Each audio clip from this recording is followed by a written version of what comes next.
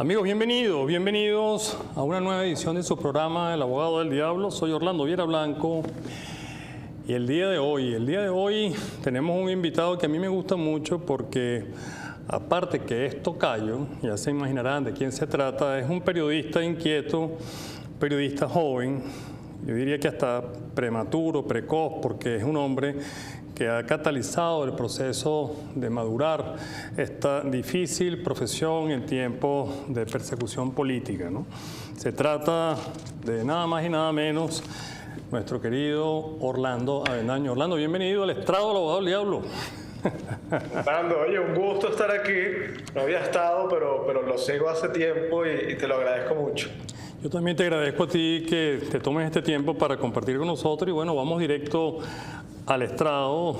Quiero comenzar contigo a analizar algo que ha conmocionado y lo hará por mucho tiempo. No es que otras no conmocionen y nos hieran nuestros sentimientos y nos impresionen, pero la reciente muerte en custodia de Kero Navas, de Víctor Hugo, pero además la partida de su señora madre en medio de tristezas y dolor, ha conmocionado e impactado no solamente el país. Aquí viene mi primera pregunta. Desde el punto de vista de comunicación, ¿esto no impacta igualmente a Washington y no impacta o no cataliza los procesos de ir al proceso que todos queremos, perdónenme la cacofonía, de redemocratización del país? Mira, sí, yo creo que esto queda como un yunque en el proceso de transición que ayuda a acelerarlo. Cuando el régimen notificó el asesinato, confesó el asesinato de Víctor Quero, recuerdo que esa noche el encargado de negocios, John Barrett, publicó un comunicado hablando de que se había reunido con empresarios en Venezuela, con Gachea, con uno que otros empresarios importantes que han surgido en los últimos años. La gente los acabó, ¿no? La reacción fue bastante colérica por parte de la gente en redes sociales, tanto en X como en Instagram, y esto es simplemente un registro simbólico, digamos, abstracto de lo que pudiera significar esta presión, pero este clamor de Víctor Quero, de su madre, divagando, errando entre cárceles, buscando su cuerpo, aunque sea, sin duda alguna, yo creo que se ha insertado en la conversación de cualquier venezolano en cualquier lado. Y los inputs, el input que tiene constantemente la administración es con venezolanos que tienen que estar planteando este tema como inaceptable y como muestra de que esto no puede continuar bajo estos tipos. Porque si bien en teoría es Delcy Rodríguez quien ahora ha informado lo que ocurrió con Víctor Quero, ha empezado un proceso de investigación, una pesquisa, una averiguación de exactamente quiénes son los responsables. La realidad es que la gente asocia a los que actualmente tienen el poder con los mismos victimarios de Víctor Quero en su momento. Entonces, sí, yo creo que esto pesa en la transición. Esto sin duda alguna ha conmovido a toda Venezuela y también tiene que ser combustible para impulsar a los venezolanos que también están en las calles y que también están desde afuera pidiendo que la transición avance en la dirección correcta. Además, Orlando, yo creo que esto, al tiempo que estamos grabando este programa, hay un breaking news, que es la liberación de más de 300 presos políticos, incluidos los 3 policías metropolitanos que han estado por más de 23 años en las mazmorras del régimen. ¿Crees que esto fue algo que impactó directamente y que hubo presión de Washington en esta liberación? Mira, la presión ha existido desde el día 1, ¿no? Y por eso es que poco después del 3 de enero empezamos a ver la liberación de presos políticos. Yo creo que esa presión no ha menguado, pero creo que eso no es tan fácil como simplemente pedirlo, ¿no? Los presos políticos en Venezuela son fichas que pertenecen a diferentes facciones, que además son parte de negociaciones y acuerdos dentro de las mismas fuerzas del chavismo. Y parte de lo que se está priorizando en este proceso de transición es la estabilidad, es decir, que las facciones del chavismo no entren en pugna, no haya un choque entre grupos que provoque eventualmente el colapso del régimen de Delcy Rodríguez, porque es algo que no le interesa a Estados Unidos y que yo honestamente creo que a nosotros tampoco nos interesa. Y en ese sentido, la liberación de presos políticos creo que no ha sido tan fácil de resolver como la gente hubiera pensado, que simplemente, bueno, libérenlos a todos y al día siguiente abren las rejas y sale toda la gente.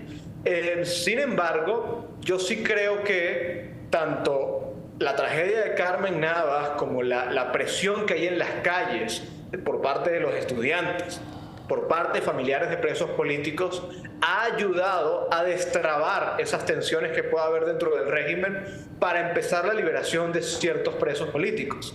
Lo de los 3 policías metropolitanos es muy importante porque son presos emblemáticos del régimen. Son una suerte de trofeo del chavismo originario, de Hugo Chávez particularmente, y que su liberación implica muchísimo para un proceso de desmantelamiento de la estructura chavista del país.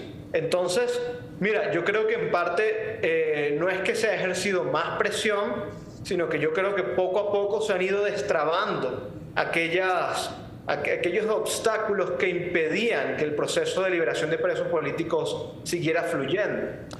Tú has comentado como periodista, te he leído y te hemos leído los venezolanos, que es necesario ir a un proceso de redemocratización que significa elegir a quien queremos elegir, ¿no?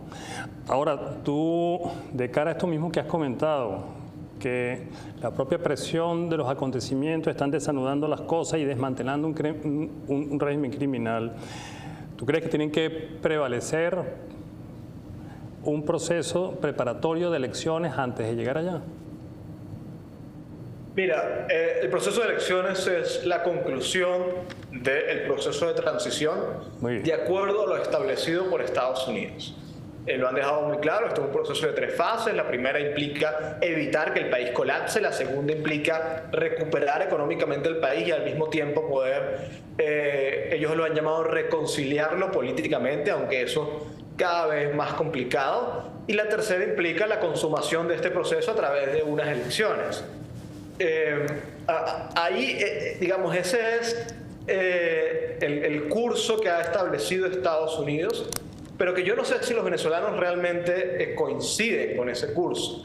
¿Por qué? Porque por un lado no se puede hablar de una estabilización económica plena si no está en el horizonte la certeza de que va a haber una transición política.